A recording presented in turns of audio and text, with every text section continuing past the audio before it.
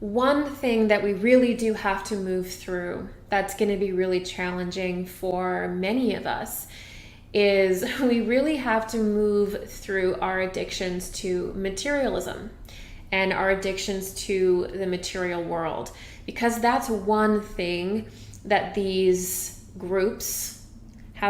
darker groups have really been able to anchor themselves in, is the material world.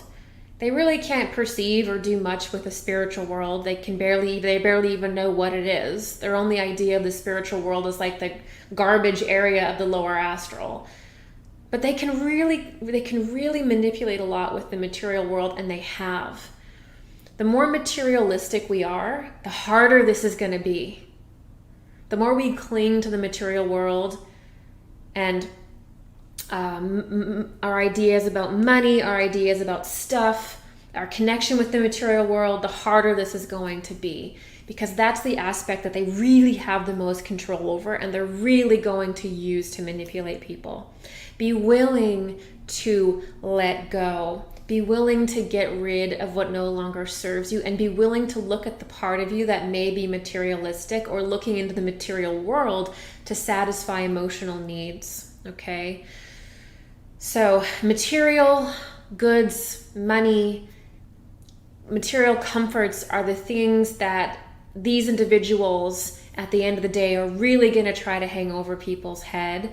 And if we really want to move beyond this darker aspect of society, this darker phase in society, we really have to walk through this and be purified of our material obsessions. Even when we think we don't have any, trust me, they're there.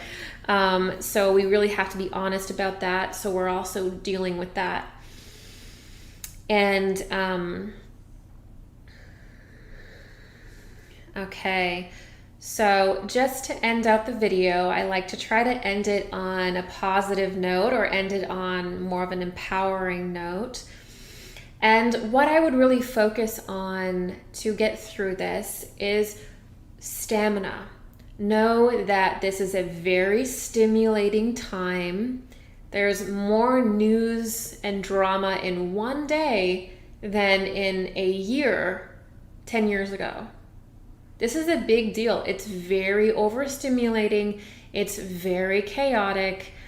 And know that you have to take care of yourself.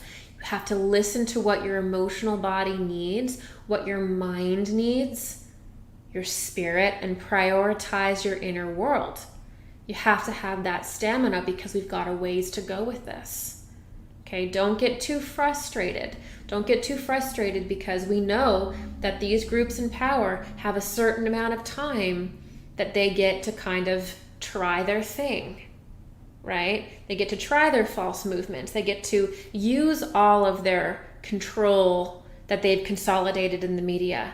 They get to use that for a period of time until they squander it. So there's this period of time that they get to do this. So we have to have stamina to be able to really know when we do start really gaining traction. We have to have energy for that. So we have to have the stamina, okay? So we get that by taking care of ourselves and knowing the big picture, knowing the big game, and knowing also that this is primarily about energy and frequency, okay? So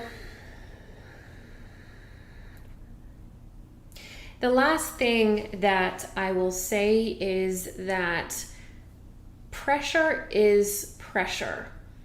And the pressure that we're under now can really be used to destroy us and crush us by us being in fear and allowing that fear to just turn into the complete erosion of our nervous system and just outbursts, and we can really allow it to kind of pressurize a lot of negativity in our life and fear, or we can really use this pressure to absolutely accelerate our lives forward. It's just pressure, okay? Look at it that way. And so how we get the most out of this is having a very, very strong routine where we raise our frequency every day. We eat well, okay? We really eat well. We make sure that we're breathing. We have a meditation schedule. The more chaotic things become, the more we rise purposefully, okay?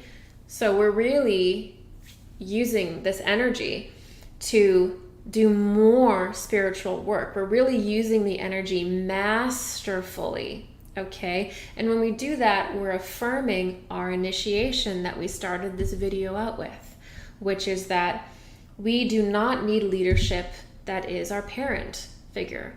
We don't need a savior, and we don't need a devil, okay? We don't need that kind of duality in our life. And by us taking care of ourselves and our needs first, we actually create a whole different energy, and we can use the pressure of this situation to usher in a much better world. And when we do that, we take care of ourselves. We go out in nature, we listen to our heart, we take risks in the direction of our heart. Something really incredible happens, and we begin to create this other world, this other society that is more powerful than the one that we're in. We honor organic reality. We honor the organic timeline, and by default that crumbles all the falseness. So this is the very deepest and most powerful level of transformation, and even bringing truth into the world. When you do this, what will happen is your system will function completely differently, where you'll look at information, and rather than go through this whole process of being shocked and angry and, you know, this whole cycle of negative emotion, you'll look at that and you'll immediately get a read on whether it's true, what the goal is of it. You'll look at information completely differently. You'll take from it what you need, rather than get ushered and funneled into these different dramas that are designed to steal your energy. Okay? Also, finding gratitude for those that we love. You know, the people in your life, your partner, your children, your family. These are the most amazing things in our life. Okay? Not material items, not material things, but the people that we love, the people that we are blessed to have. These are the most important things. And find your nourishment in the small things.